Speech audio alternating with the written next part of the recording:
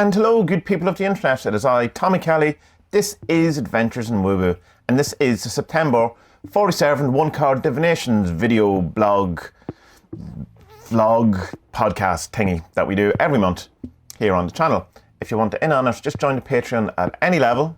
And once a month, usually at the beginning of the month, usually the first of the month, I'll put up a post where you can stick up your questions, and I'll answer them through the lens of whatever card comes out when I pick one card from you from the 40 Servants deck. So just a couple of bits of news and information and announcements and stuff just before we get into this video proper around the 40 Servants, so it is relevant. There is going to be a new version of the deck coming out in October, hopefully. And I mostly did this for myself because I really enjoyed when I was doing the daily readings that I did for a couple of months there this year. That I did most of those photos in black and white, and I really liked how the 40 Servants looked in a kind of monochromatic fashion. So I made a monochromatic deck where the entire thing is in black and white or shades of grey. There's a slight sepia tone to it as well, and it's in the post to me now at the minute. So as soon as I get my hands on it and I'm happy, I'll put it on sale. I was thinking of doing it as a kind of a limited edition thing where it's only available for October. Every year or something like that, in my best kind of Bill Drummond type effort. But I was also thinking that maybe what I could do instead, if I wanted to do like a limited edition every year, is have the anniversary deck available once, for like a week once a year, which is the like kind of has the bonus cards and the extra cards and stuff. What do you think? Is that because does that kind of then mean that the people who got it when it originally came out, that it's less kind of limited edition because it's coming out every year? Or is it something that, people who missed it last year would like to have it? The link will be in the description of what I'm talking about anyway. Let me know what you think around that, because I'd be interested to know. I do like the idea of limited edition stuff and things only being available for a short while, that and then goes away. I do have that element, as I say, of that Bill Drummond thing in me that I really enjoy. But I'd like to know your thoughts around it. Should the monochromatic deck just be there all the time? Should it be a limited edition? And by limited edition, I mean limited time, not an amount. That you have like a month to buy it, a month every year, a week every year. Anyway, I'm layering the point at this point.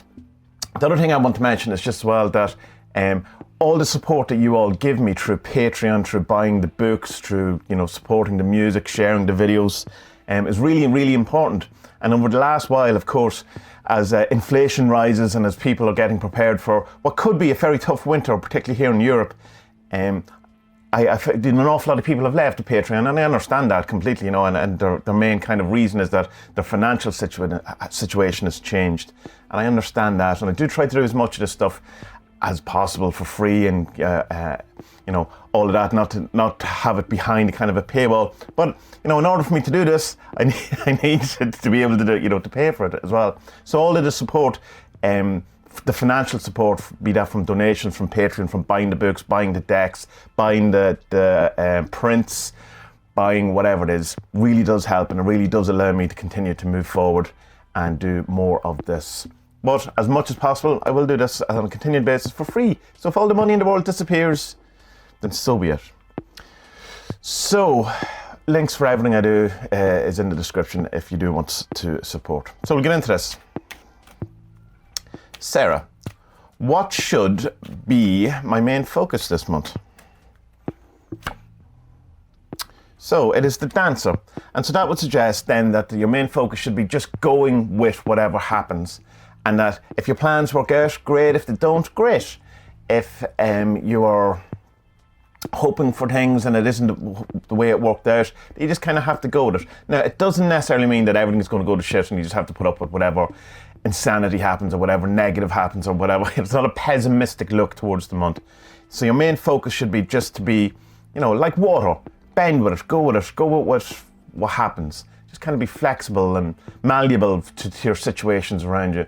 Just kind of be okay with it and just try and whatever happens, don't be annoyed by whatever happens, or just kind of go with whatever happens, or just don't mind whatever happens as much as possible, as much as humanly possible. That's not like if someone comes up and repeatedly slaps you in the face, it's probably okay, despite what Jesus might say, to ask them to stop it. You don't have to go with everything, but just to be as much as you can, go with the flow. Abraxas. Abraxas, a card jumped out as I spoke your name. How am I doing? It's the Fortunate. So you're doing well. Things are working out well for you. And the reason why I'm kind of hesitating in that is that what if you don't feel they're working out well for you? Then that would be called to look at the bits that are working out for you, or that there's an element that, you know, there's a need to be grateful for it, or that things are, maybe despite appearance, maybe completely, obviously the appearance that you're in a fortunate period. And if you don't feel you're in a fortunate period, then maybe, you know, to understand that this is a fertile time for that, and that to capitalise on it as much as you can. But the card jumped out immediately, so the fortunate, how are you doing? You're doing fortunately. Okay. Chris, can I have some advice for starting my new job this month? Chris. The planet. The planet is about the whole idea of what you attract to you, in a sense, and what you have in your gravitational field. Like the way, like Earth has, you know, loads of crud, of satellites, of things breaking down, of rubbish, you know, bits of space stations or whatever it is, you know, cars with David Bowie songs being played and stuff like that, flying around. I don't even know if that's in our atmosphere, but you get what I'm saying. And so it's to kind of have a look at what is in your gravitational field. What are you attracting around you? What are you allowing to have? What is lingering in your aura? What is, you know, what crud have you accepted? And that is, you know, in your energy field. So as you go into your new job, it would say, be very aware of what you're bringing with you, what rubbish you're bringing with you, what tolerances you're bringing, what shadows you're bringing, whatever. If you're kind of the person who's normally walked all over by authority, and that's what you've done previously, be aware that you could then train your new job into treating you in the same way, and to try not to do that, you know, to have an actual fresh start where you go in and you do things in the way that you want to do them, rather than the way that you naturally normally would because of, you know, your childhood, school, previous jobs, trauma, whatever it is. And just be aware of what you're bringing and what you're going to teach people at the new job how to treat you. Ladina, how will my upcoming trip go? The Seer. So, it's just something around having to kind of be, see it as, or feel it more than, you know, how it's looking. That there'll be a sense to something. That there'll be like an intuition, or not necessarily a precognition, but because you'll be there, it'll be a cognition around something that mightn't necessarily be obvious, and to kind of have a feel of what's going on. So in a good way, if you're feeling good about it, then, you know, this is good or whatever. But if you kind of get a sense, oh, there's something that I'm emotionally pushing against, it feels off, then avoid it. You know, it's like a very dramatic version of that would be if you're getting on a plane and you get a really, really bad feeling, then to trust your intuition on it. Doesn't mean that you're going to, you know, it's going to crash and everyone's going to die, but it could mean it's just not right for you or whatever. So it's trust your intuition as you go on this trip, for good and for bad. If you feel that something, oh, that just feels like that would be something really good to do, brilliant. If that's, oh, that feels like there's something just not there, don't do it. With the, always caveat with the Seer is that don't mix up intuition with anxiety. That you're anxious about doing it rather than you're getting a bad feeling about doing it. Because if you're just anxious about doing it, you should try to do it if it's within your power. Catherine, what's the most important action I can take this month for my continued increased well-being? Sorry, Catherine, as I cough. I must increase my well-being. Okay. And we have the Seer again. Okay. Always happens, doesn't it? We get the same servant coming out in these readings. So that would be, what's the most important action you can take? Be aware of what you're feeling, what your sense of it is, and trust your intuition about things. In, like, say you're told, like, fruit is really good for you, and you should always take fruit, and you take fruit, but you know that your body doesn't really like fruit, even though it's the recommended health thing to do or whatever. Then I would say to spend some time not eating fruit and see if it is kind of having an impact on you. It's just, the problem and the kind of hesitation I have around here is that it's not to kind of say that because we're talking about health, that you should go against, what medical, actual, qualified medical people are saying to you, or what the consensus is around medical thing. But it has an acknowledgement that you play a part in your health, the biggest part in your own health, and you have to trust your own thing about that.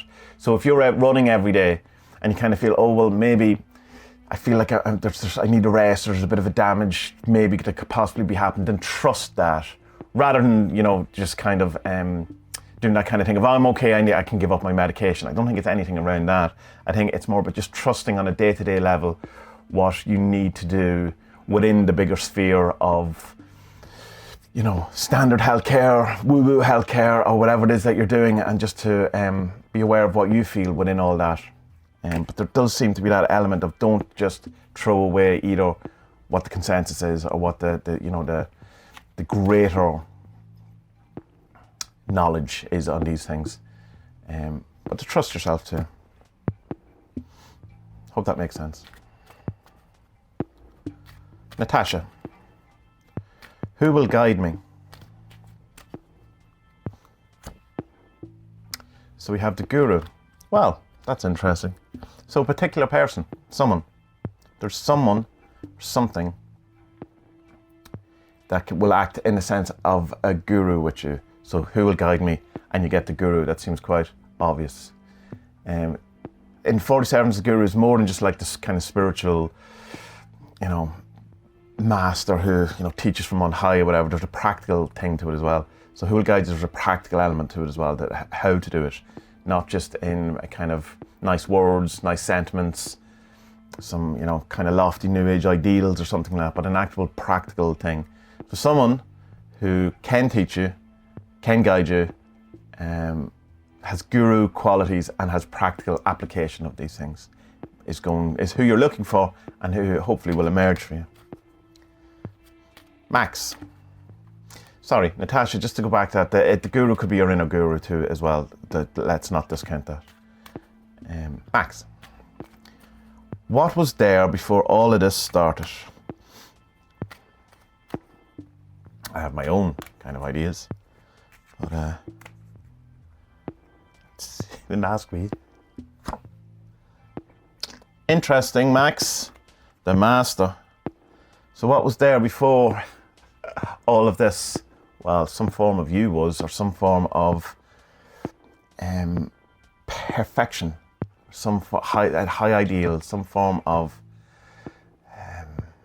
consciousness perfected, or potentiality possibly. That's me bringing in kind of more an influence from what the card is saying. The master was there. Perfect answer, I think. Grayson, what should I focus on this month? Oh, card jumping out there, Grayson. The protester. Speaking your own voice, speaking your truth, getting angry when you need to be angry, standing up to people, dealing with injustices, being a social warrior, social justice warrior for your own stuff, like not, for the things that you're passionate about, not just picking fights for no reason because that's what the majority deems currently to be true. There seems to be this kind of thing of a personal justice, I find, with the protester, even though, of course, like the image is a number of people protesting, but the light is on the personal, on the singular. So yeah, stand up for yourself, speak your own truth, do the thing that you feel is right, and don't let other people tell you that it's not right, if it's your truth. Anger, but righteous anger, not destructive anger. I mean, righteous anger can be destructive in it destroys old patterns and stuff like that, but I don't mean you're aiming to speak your own truth, not destroy other people's truth. Anyway. Jason, what is the biggest force influencing my life at the moment? Oh, Jason, card jumping. Depleted, Jason. So, and it definitely wanted to come out. Are you in danger of being burnt out? Or are you in danger of not allowing something that's time has passed to let it go and to realise that the season is over for it? Doesn't necessarily mean it's gone forever, because of course the tree has new life when it comes back in the spring, but that there's some lack of energy, an end, a debt, but it could be a debt, but it very rarely actually is. But that's the big influence is the end of something, and thinking it's the end. So what's the biggest force influence in my life at the minute? It's thinking everything is depleted, or thinking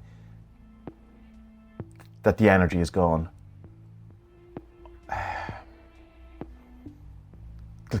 Doom thinking, doom scrolling, So yeah, have a look and see, am I just accepting that things are all doom? Are things all doom? And what are the things that are doom that I'm not accepting? But there's that kind of prevalent, depleted energy, burnt out, it's the end of things, is the biggest influence on you at the minute. For good or for bad, for true or for false. Cat. Are things headed in a direction where I will want to stay or move by this time next year? Cat, are you asking, should I stay or should I go? Let's see.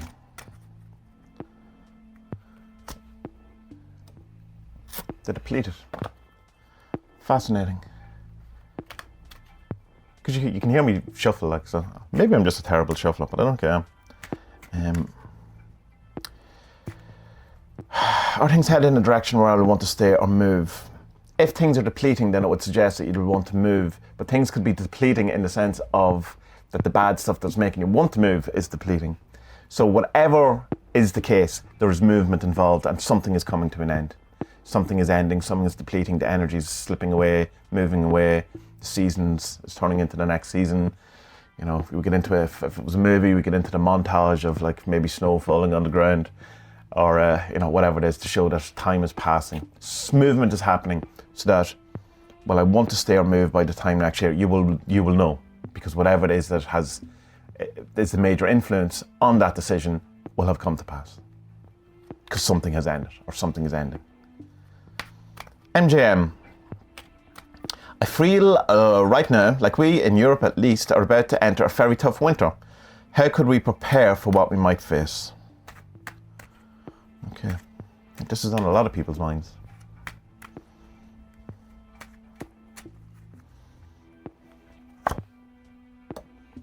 The adventure. See it as an adventure. See it as, rather than, like the black dog arriving, or an attack from outside, or the danger coming, or the force coming, the people coming to take your stuff, or an invasion or whatever. It's all kind of war, but I mean, it's all relevant. See it as an adventure. How can I approach this in an adventurous way, in a kind of a positive way, to look at it, go, okay, this is the challenge we have, I'm up for it, and I can do it, and we can sort it out. How do we sort this out? How do we survive the winter? How, if you want to even go with the Nassim Taleb stuff, how do I become anti-fragile? So not only do I not lose in this winter, how can I prosper within this? Getting a bit into Tony Robbins territory there about it, but that's so, rather than thinking of, how am I going to deal with all this, how am I going to do this, how am I going to do well in this? Given the opportunity we have, given the climate we have, given the state of the fucking world, what is it that I can look at this that I can improve from? What can I learn from it? What can I do? How can I capitalize on it? And I don't mean that in a shitty way. I mean, don't buy all the toilet paper, or buy all the coal, or whatever, so that you can sell it as a massive, well, do that if you want, but I don't think that's what the call is. It's how can I capitalize on a situation? In reality transurfing, it would be, what's the advantage in this? What is the thing that's the goodness in this?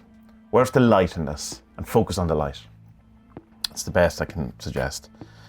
Christoph, I'm starting a new journey soon, so how best can I show my gratitude and thanks to all who have helped and guided me here? Okay, let's see. Good for you. I'm glad things are looking up for you. The opposer. Interesting. By learning to not be the opposer to other people, to not be a person, I'm not saying you are, but to look at when that arises, to be the person who allows people to blossom and prosper and be the person they want to be, to express themselves in the way they want to be and not be an oppositional force, or to make sure that there isn't an oppositional force around it, to learn from how you got to your new journey and make sure that other people can do that too, and be, go out of your way to make sure that there is opportunities for other people that have the advantages or the knowledge or the insight or whatever it is that allowed you, if someone helped you, make sure that you help the next person, or at least make it that the next person has an easier job than you have to get to where you want to be. So good people of the internet, that is the divinations for this month. Again, if you want to ask a question of me, to ask the 40 servants, then just join the Patreon. Any level. There's a couple of slots left on the $1, which is limited to 75, because the $1 thing is after PayPal, after Patreon, after all of those things, there's very little money actually in the dollar. But it all counts, and I'm very grateful for it all. And 75 partial dollars is much better than no dollars at all. But there is other levels as well, and you can, you can pledge whatever you want. And there's some kind of rewards and stuff there too. You can download stuff, but you're not getting into a premium kind of membership deal or whatever. It's just, if you like what I do and want me to be able to continue to do what I do, then join the Patreon, rather than hoping to get stuff out of it. Send me a donation on PayPal, buy the books, buy the decks, share the videos, talk to people, make leaflets, post them into other people's houses. It's all about me. Don't do that, because that's technically litter, I suppose, or spam, whatever the equivalent of real world spam is. Junk mail, of course. So good people of the internet, thank you so much for all your support up to now. We're all heading into a somewhat another kind of possible drama heading into the winter. But we're well used to it at this point, and we've survived so far, so we can survive again. And perhaps, as the cards have told, or the servants have told us earlier on, we will find a way to not only survive, but to prosper. And which would mean that our best days would be ahead. So be well.